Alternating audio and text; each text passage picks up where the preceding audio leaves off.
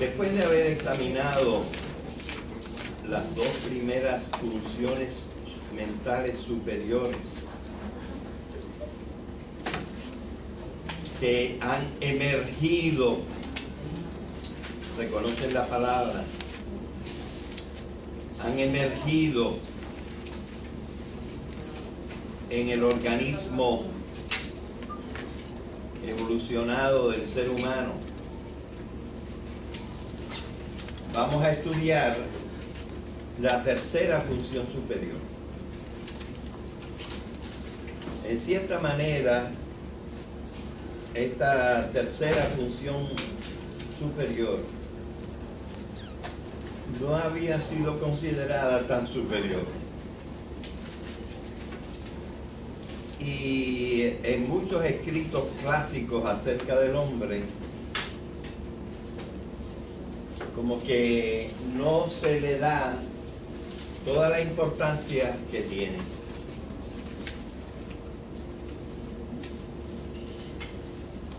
Sobre todo, digamos, en la filosofía clásica griega y romana, sí se daba mucho hincapié, se hacía mucho hincapié en lograr un conocimiento racional del mundo,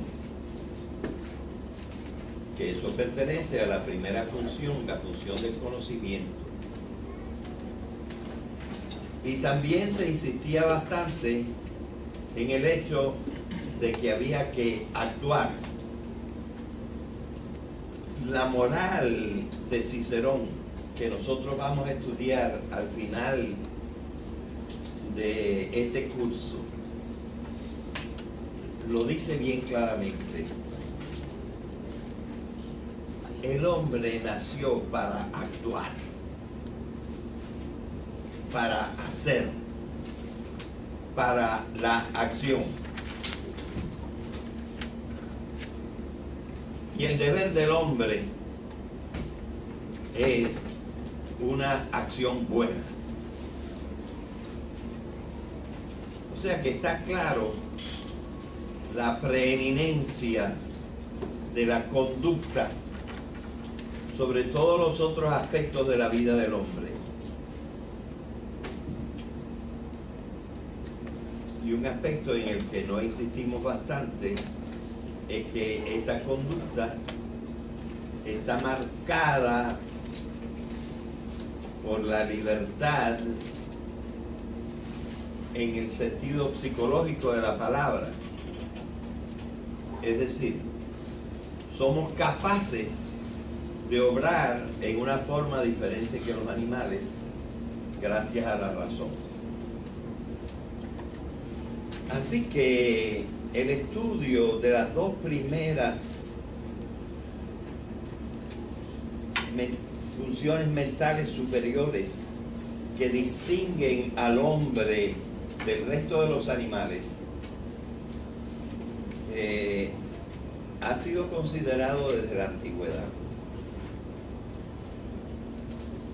Y aunque ahora me voy a referir a un par de cosas de la antigüedad también,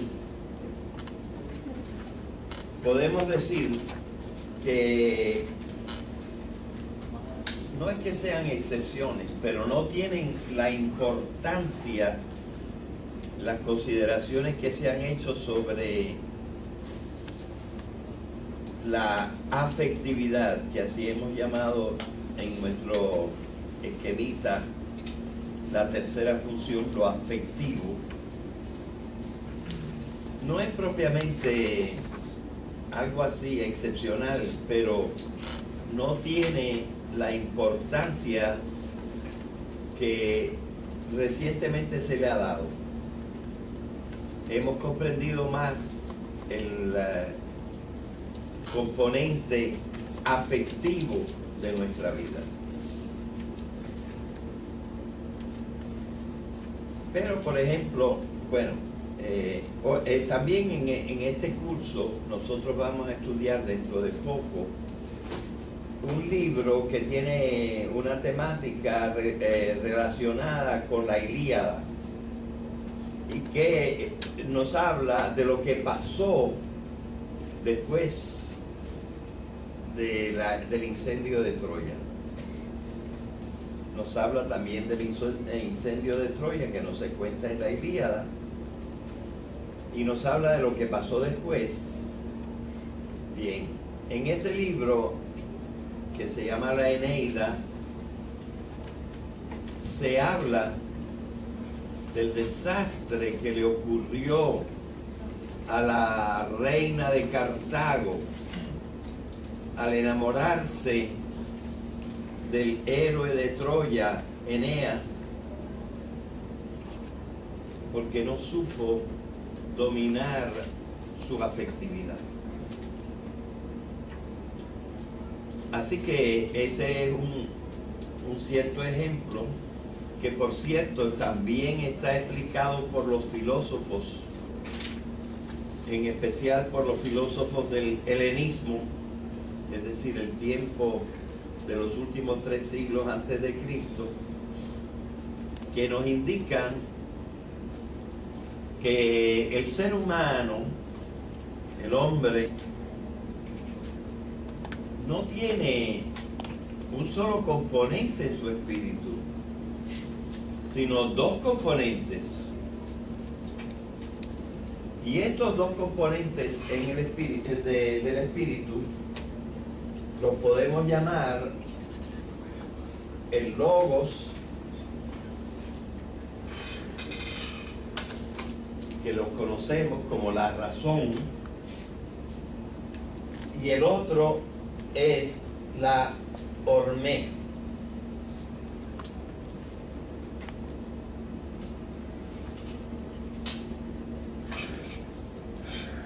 Y la palabra hormé es como una especie de fuego interno, como una energía, como una inquietud que uno lleva adentro y la que produce el deseo.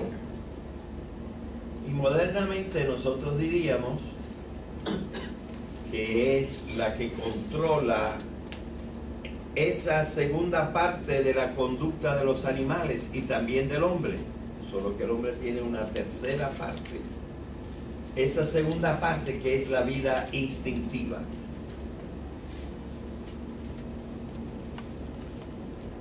Entonces, quizá el hombre se puede comparar con un jinete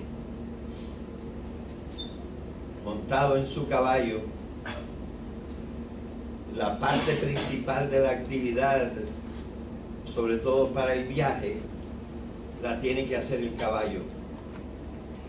Pero para que el caballo vaya a donde uno quiere que vaya, tiene que tener unas riendas. Y con las riendas tiene que controlar esa potencia y esa vitalidad del caballo, para que no se gaste en simple actividad, sino que produzca los resultados que el jinete quiere realizar. De la palabra hormé salió una palabra moderna que nos habla también de esas cosas que nos pica por dentro a nuestro organismo y que nos impulsa, que le llamamos las hormonas. La palabra hormona viene de esa hormé, esa especie de picazón vital que es como un motor de nuestra actividad. Bien. Y pensaban los antiguos que en la repartición del logos y la hormé le había tocado la mejor parte, tanto el hombre como la mujer, ambos tenían de los dos, del logos y de la hormé. Pero en la repartición le tocó un poco más de logos al hombre y un poco más de hormé a la mujer. Y entonces consideran, por tanto, que la mujer es más frágil que el hombre. Y esa fragilidad se vio precisamente en la relación entre Eneas, el héroe de la Eneida, que lleva su nombre, y Dido, la gran reina de Cartago, que sin embargo fue víctima de sus sentimientos, que no pudo controlar sus sentimientos, y entonces se le echó a perder la vida hasta tal punto que decidió suicidarse, y que su amor por Eneas se convirtió en odio. Así que nosotros vemos que ya en la antigüedad se pensaba en este problema.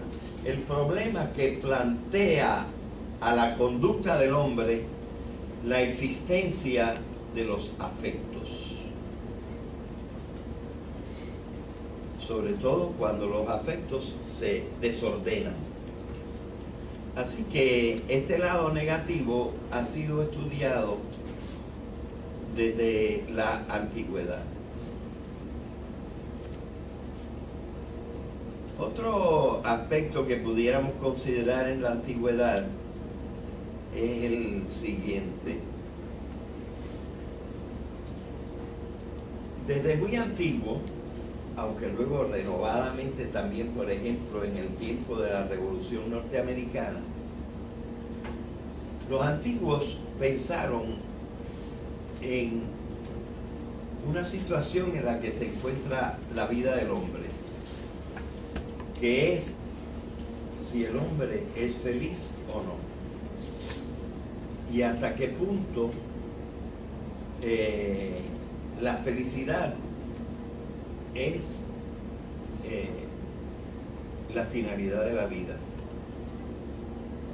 Y parece, por ejemplo, en la Constitución Americana, me parece que es la Constitución Americana, o la Declaración de la Guerra, no me acuerdo exactamente, que Thomas Jefferson habla de esto que es fundamental para la fundación de la nación americana: the pursuit of happiness.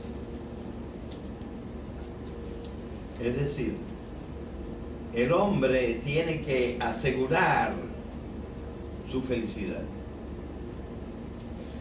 Y el problema de la felicidad desde la antigüedad estuvo bien marcado, por ejemplo, en una gran corriente filosófica que se llamó el estoicismo, los estoicos, que estaban sumamente preocupados porque el hombre alcanzara su felicidad. Así que no empieza solamente con Thomas Jefferson, aunque allí se sacan ciertas conclusiones acerca de la lucha activa del hombre, incluso con las armas, para conseguir la felicidad. Pero paralelamente al tiempo de los estoicos, hubo otro personaje llamado Epicuro, que realmente puede considerarse que su doctrina se desvió un poco. Yo creo que hasta cierto punto es salvable si consideramos algunos aspectos de que voy a hablar ahora. Pero Epicuro estaba muy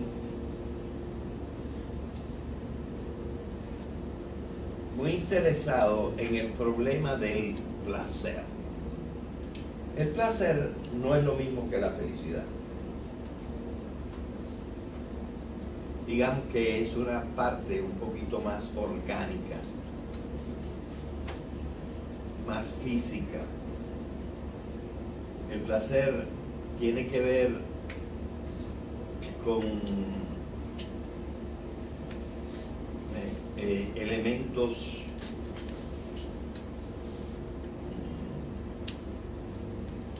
más materiales como la sangre, ciertos órganos, incluso ciertos núcleos del cerebro que lo regulan. Y la felicidad, pues, está pensada más bien como algo propio del espíritu del hombre. Aunque evidentemente nosotros sabemos ahora que está sumamente ligada a ciertas condiciones físicas, también como el placer. Y no es que Epicuro pensara, como a veces supone incluso el mismo Cicerón, que Epicuro hace, que el hombre estuviera hecho para el placer. Creo que ya he insistido bastante en clases pasadas que en esto Cicerón, que es varios siglos posterior a Epicuro, estaba bien claro. Cicerón decía, el hombre está hecho para actuar, y para actuar buscando el bien. Él tiene el deber de buscar el bien. Y nosotros hemos insistido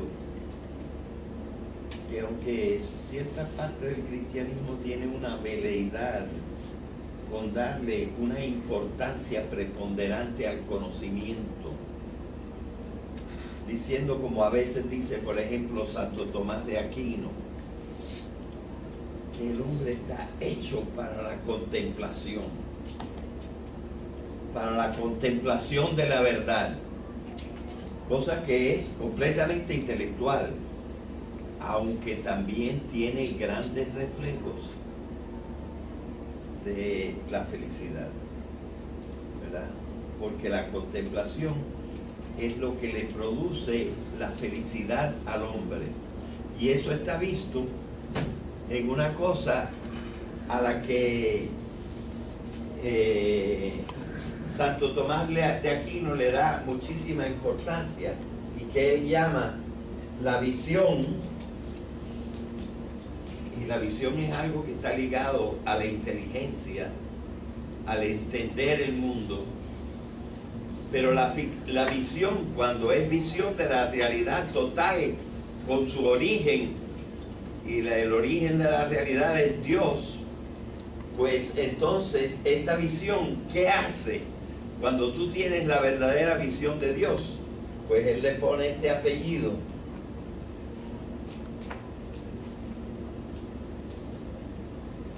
La visión es beatífica, es decir, la visión te da la felicidad.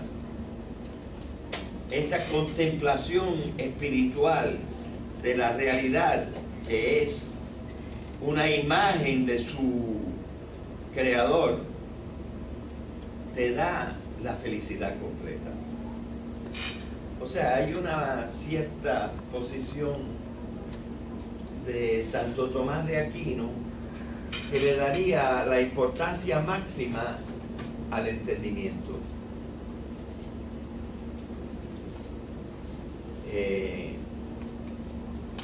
Pero evidentemente yo creo que si nosotros leemos el mensaje de Cristo, el mensaje de Cristo insiste muchísimo más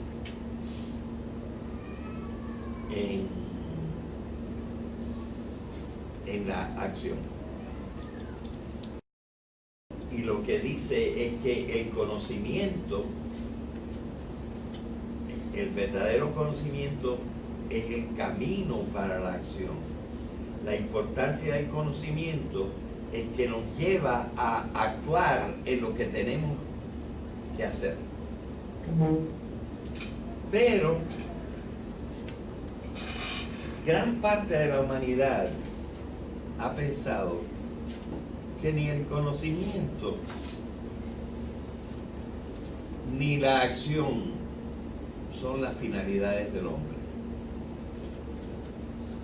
sino que la finalidad del hombre es la felicidad.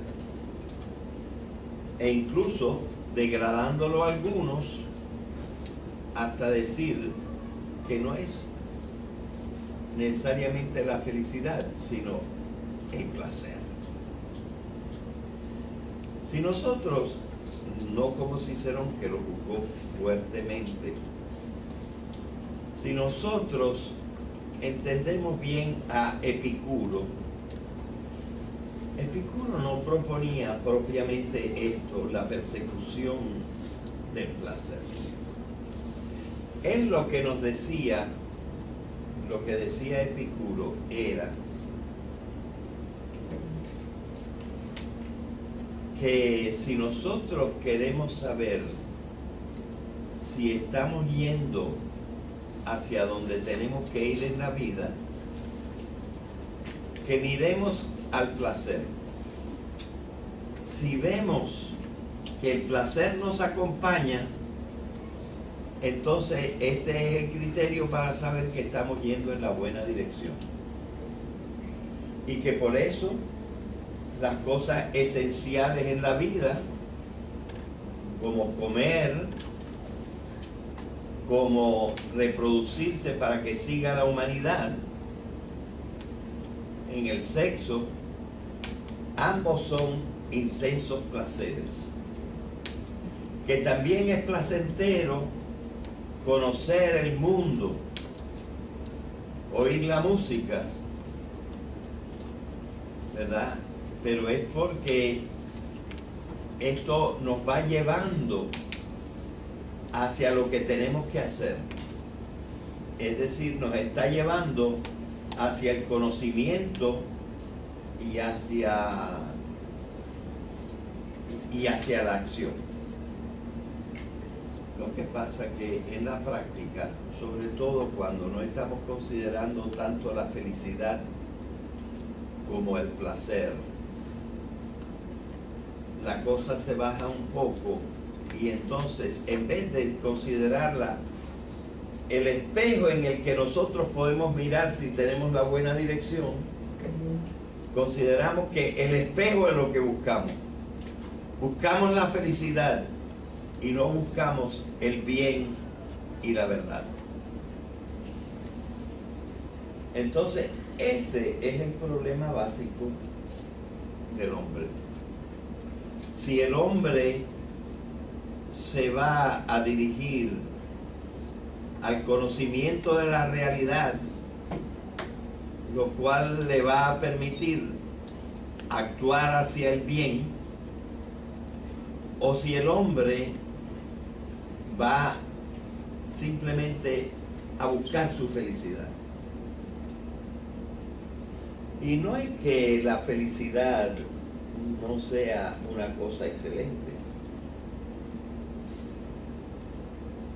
Lo que sí es importante darse cuenta es que la felicidad no es una finalidad, es un resultado de haber obrado bien, es un resultado de haber pensado bien.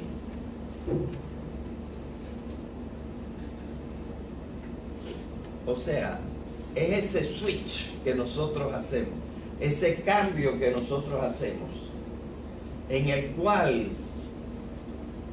dejamos la verdadera finalidad del hombre, que es, al decir por ejemplo de Cicerón, y después de todo, al decir de Cristo, cuando Cristo dijo que lo que hay que hacer es amar. Y nosotros hemos visto que amar es el clímax de la conducta. Y hemos entendido el amar no simplemente como un afecto. Hemos entendido el amar como la decisión de caminar en el sentido que nos impone la realidad.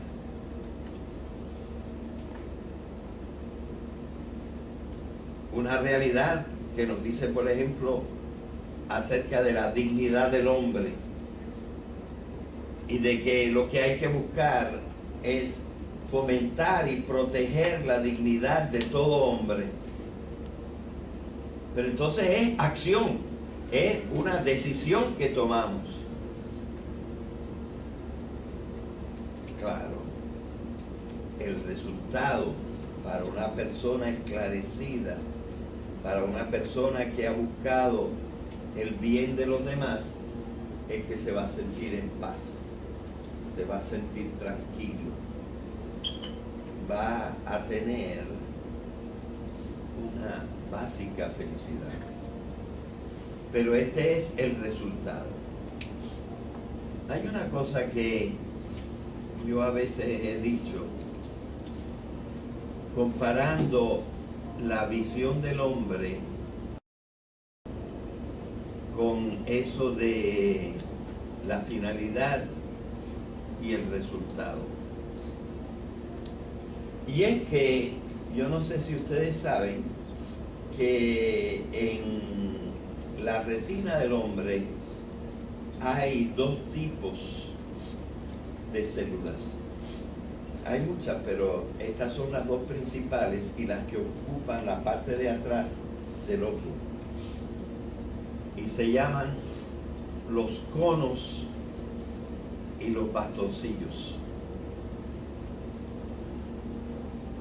Me parece que son los conos los que son capaces,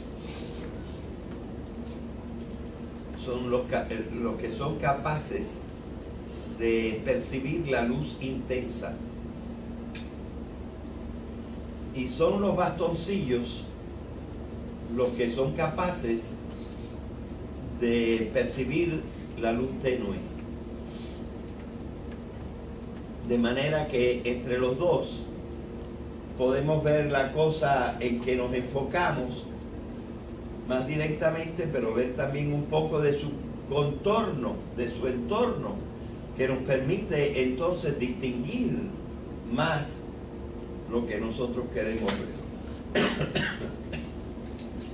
Y cuando nosotros miramos al cielo, naturalmente nuestra vista se fija en las estrellas más intensas.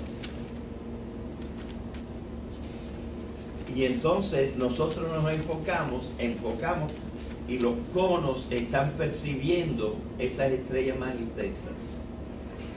Pero cuando llevamos un ratito viendo al cielo, pues los bastoncillos logran identificar las estrellas menos luminosas que están hacia los lados de la estrella principal.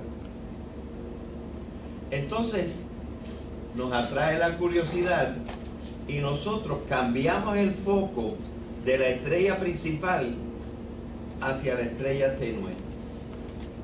¿Y qué ocurre?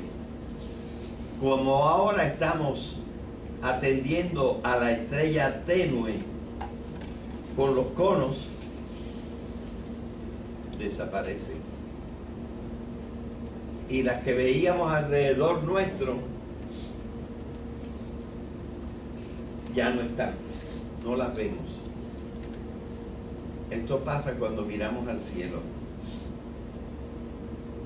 Y una cosa semejante, y esta es la metáfora, pasa cuando el hombre deja de perseguir la finalidad de actuar y de hacer el bien y pasa a buscar el placer o incluso la felicidad, y se desenfoca de la acción del bien. Y entonces el resultado desaparece. La persona que está siempre persiguiendo su felicidad difícilmente la encuentra. Está demasiado preocupado por la felicidad. Tienes que ocuparte de aquello que es tu verdadera naturaleza. Hacer. Y hacer el bien. Y es lo que dijo Jesucristo. Lo que se exige del hombre es que ame.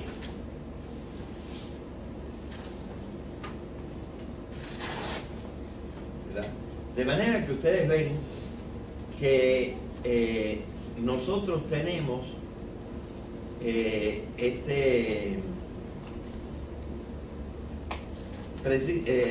precisamente porque nosotros tenemos la conducta refleja, la conducta instintiva y la conducta racional, pues nosotros tenemos ese problema de ¿a qué le vamos a dar más importancia? La conducta instintiva es la que los animales siguen, y siguen un poquito porque no es posible no seguirla, pero también porque es la que produce el placer.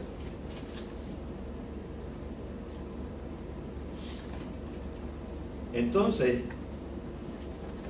este es el problema, y es lo que nos dice el autor de la Eneida, Virgilio, que le sucedió a Dido,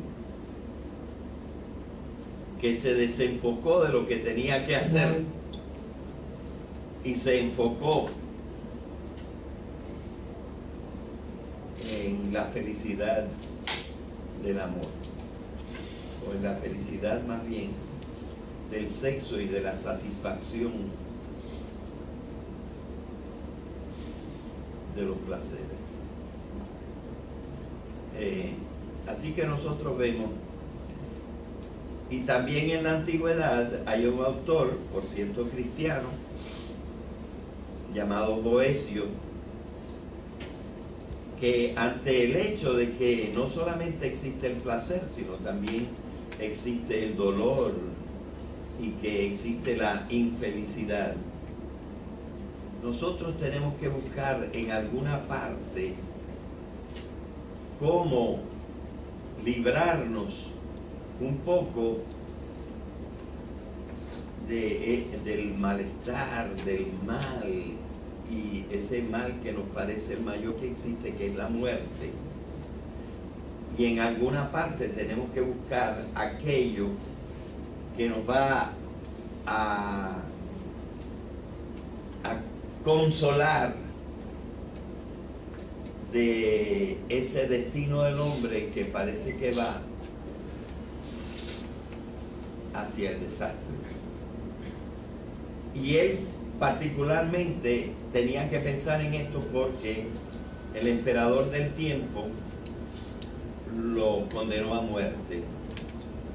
Y entonces pasaron unos meses entre que lo condenaron y que lo ejecutaron. Y ese fue el tiempo en que él escribió su libro. ¿En dónde va a encontrar él la felicidad? ¿En dónde va a encontrar el solaz? Lo va a encontrar en la filosofía. Es decir, en el conocimiento. Si te conoces a ti mismo, pues vas a desarmar un poco, quitarle fuerza a las fuerzas del mal en tu vida, aunque sepas que vas a morir. Piense en la palabra consolación.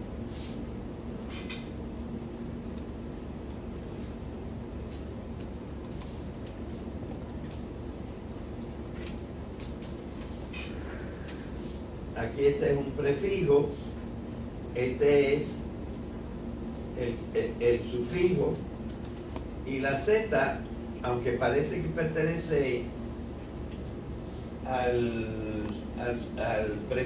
sufijo, también pertenece a la raíz. Y tenemos la palabra que algunos quizá no conozcan, pero que es una palabra muy castellana, que es el solaz. ¿Qué cosa es tener solaz? Pues tener solaz es tener tranquilidad e incluso gozarse. Gozarse la vida. Otra manera de decir gozar es solazarse. Entonces, evidentemente, esto nos está indicando cuando Boecio nos dice cómo vas a aceptar todos esos elementos negativos que hay en la vida.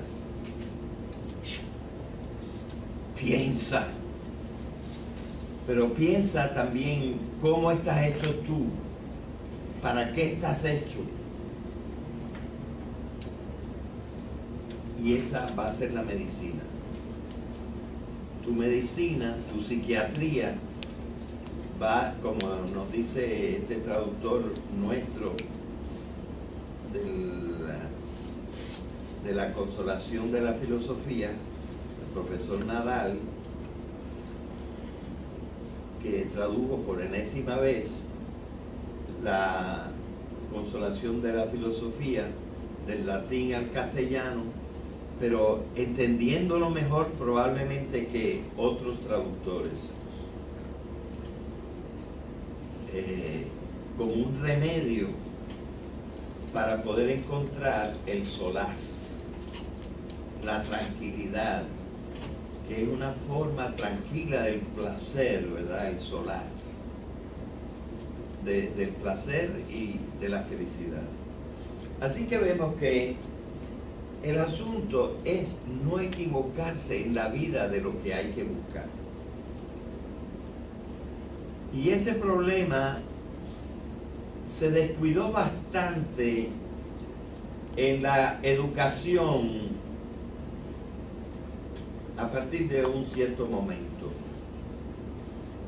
En la educación se pusieron todos los activos en formar el intelecto y también en dirigir al hombre, a veces incluso con la represión, hacia el bien. Te obligaban a hacer lo que en realidad debería salir espontáneamente de tu corazón. Buscar el bien, actuar el bien.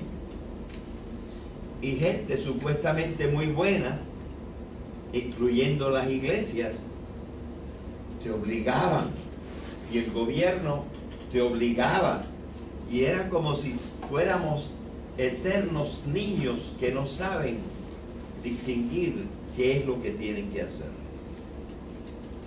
Es decir, la educación se preocupaba mayormente por darte a conocer cómo era el mundo y cómo eras tú. Esto un poquito menos, porque precisamente en cómo eras tú, lo que investigaba era la razón.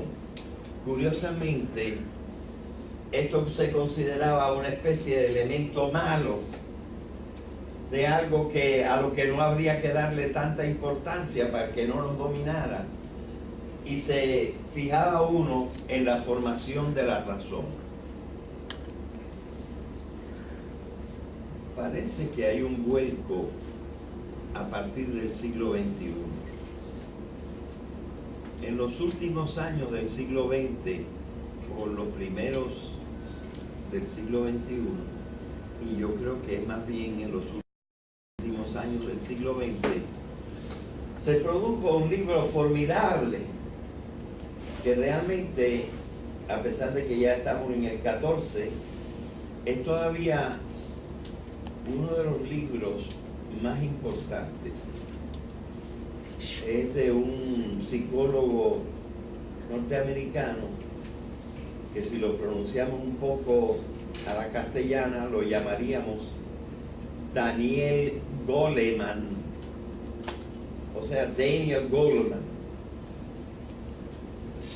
Pero este Daniel Goleman escribió un libro, y después de él muchos otros, sobre el mismo tema, que lleva por título el principal, el primero, Inteligencia Emocional. Es decir, cómo obrar inteligentemente con tus emociones. ¿Quién es la persona que se muestra verdaderamente inteligente al bregar con sus emociones? Y él dice, esta inteligencia es tan importante o más importante que la inteligencia abstracta, que la inteligencia técnica, que la inteligencia simplemente social, que otros tipos de inteligencia, porque ahora también se habla que hay 7 u 8 formas de inteligencia. Todos somos inteligentes en diferentes formas, unos en cosas prácticas, otros en cosas más teóricas, otros en todavía otros elementos. Pero hasta ahora no se había uno fijado que también hay una inteligencia, y de las principales que hay que activar, que hay que cultivar, que hay que educar, que es la inteligencia de cómo tienes tú que manejar tus afectos. Porque lo que llamamos los sentimientos, las emociones, los placeres y la pasión afectan hasta tu cuerpo. Hay lo que se llama estas enfermedades psicosomáticas, que un dolor te enferma el cuerpo, o una idea te enferma el cuerpo. Y hay también unos propósitos que enferman tu carácter. Entonces, aunque esta no es la única vertiente, porque nosotros en los afectos no debemos considerar solamente los afectos negativos, también están los afectos positivos. Y yo diría que si ponemos el libro de Goleman, que es bastante gordito, lo ponemos en una cáscara de nuez, como se dice en inglés sobre todo, in a nutshell, es esto. A los afectos hay que saber torearlos. Si nosotros aceptamos la posición de los antiguos que decía que los seres humanos se debaten entre el logos y la hormé, y que lo que tiene que hacer el logos es como servir de jinete y hacer que el caballo, que es el que tiene la fuerza, haga toda esa fuerza bruta, pero que esa fuerza bruta él la canalice, ¿verdad?, para que lleguemos a nuestra meta y no equivocarnos de meta. Nosotros no dejamos el caballo ir a donde él quiere. Nosotros buscamos que el caballo haga lo que nosotros queremos. Bien. Pero, como les digo, también hay que considerar que, como decían los estoicos, un grupo muy importante, creo que les dije una palabrita de los estoicos antes de hablar de Epicuro. los estoicos sí decían que al hombre le interesa mucho buscar su felicidad. El asunto es que para encontrar la felicidad se necesita una especie de lucha. Lo podríamos comparar a uno de estos juegos como el baloncesto. En el baloncesto hay dos equipos y uno está enfrente al otro. Pero en realidad los de un equipo no están tratando de matar al otro. Hay ciertos deportes en que parece que eso es lo que están haciendo, como el fútbol americano, que se le tiran arriba y los apachurran. Pero en el basquetbol se ve muchísimo mejor que tú, al que tienes enfrente, lo consideras un amigo, como los afectos, los placeres, la felicidad son aspectos formidables de la vida, y la razón no tiene que amatutarlos. La razón tiene que jugar con ellos, está enfrente de ellos, y hay que saberlos torear, hay que saber llevar a los sentimientos para que nos sirvan de motor para la acción. Y nosotros tenemos que tener la inteligencia de lograr que nuestros afectos, en vez de perjudicarnos, nos favorezcan. Y eso se puede. Y eso está en orden. Pero evidentemente, una de las palabras, yo al principio, yo me compré el libro en un aeropuerto, porque iba de viaje y no había llevado nada para leer. Y empecé a leer, y empecé con una actitud de, pero este hombre me va a enseñar algo, ¿qué es lo que me está diciendo? ¿Qué es lo que está proponiendo? Y estaba como para despreciar el libro, hasta que encontré esta palabra. Yo lo leí en inglés porque todavía no estaba traducido, y además porque a mí me gusta leer en la lengua original. Esa es la clave. Tú tienes que usar tus afectos para impulsarte en la vida, pero tú tienes que llevar las riendas. Restraint, que no es reprimir, no es la represión. Eso no es inteligente, nos dice Daniel Goleman. No es inteligente reprimir. Y es lo que hacíamos, es lo que hacían los maestros. ¡Cállese! Que usted está aquí para escuchar. ¿Verdad? Controlar la situación para que a mí me sea fácil decir lo que quiero decir. Y aunque yo, como estoy dando las clases con la grabación, tengo que usar más esta parte de decir yo las cosas, pero espero que no sea como una represión para ustedes. No estoy buscando la represión, estoy buscando interesarlos, y con el verdadero interés, que es el descubrimiento de cómo las cosas son a partir de nuestro organismo y de la constitución de nuestra psicología. Y eso es lo que tenemos que hacer, ser inteligentes con nuestras emociones, saber cómo llevarlas para que cooperen a nuestro bien, y recordar que la felicidad no debe ser la meta.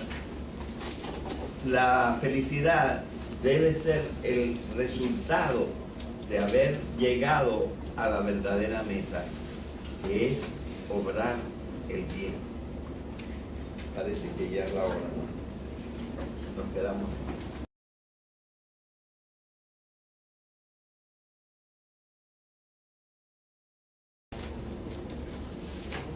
Después de haber examinado las dos primeras funciones mentales superiores que han emergido, reconocen la palabra, han emergido en el organismo evolucionado del ser humano, vamos a estudiar la tercera función superior. En cierta manera, esta tercera función superior no había sido considerada tan superior. Y en muchos escritos clásicos acerca de los males, gracias a la razón. Así que el estudio de las dos primeras funciones mentales superiores que distinguen al hombre del resto de los animales ha sido considerado desde la antigüedad. Y aunque ahora me voy a referir a un par de cosas de la antigüedad también, podemos decir que no es que sean excepciones, pero no tienen la importancia, las consideraciones que se han hecho sobre la afectividad, que así hemos llamado en nuestro esquemita la tercera función, lo afectivo. No es propiamente algo así excepcional, pero no tiene la importancia que recientemente se le ha dado. Hemos comprendido más el componente afectivo de nuestra vida.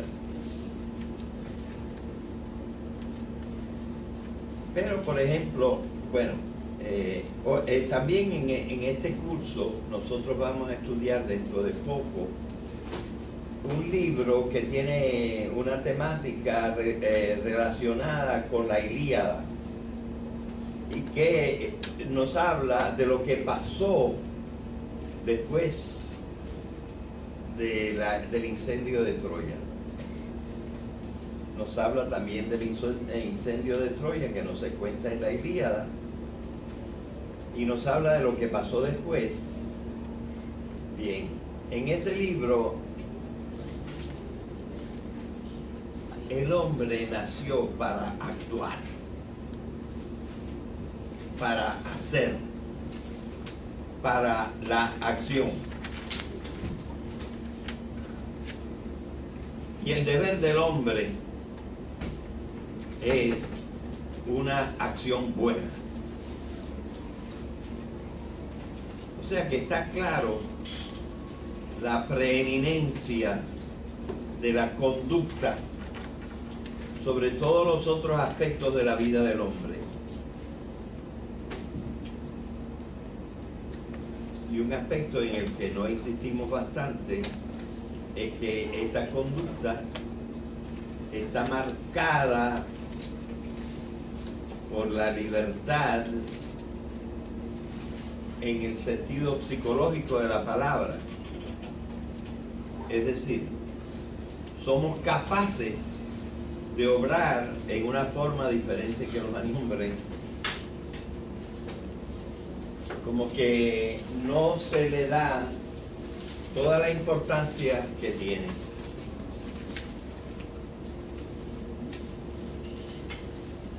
Sobre todo, digamos, en la filosofía clásica griega y romana, sí se daba mucho hincapié, se hacía mucho hincapié en lograr un conocimiento racional del mundo, que eso pertenece a la primera función, la función del conocimiento. Y también se insistía bastante en el hecho de que había que actuar. La moral de Cicerón, que nosotros vamos a estudiar al final de este curso, lo dice bien claramente.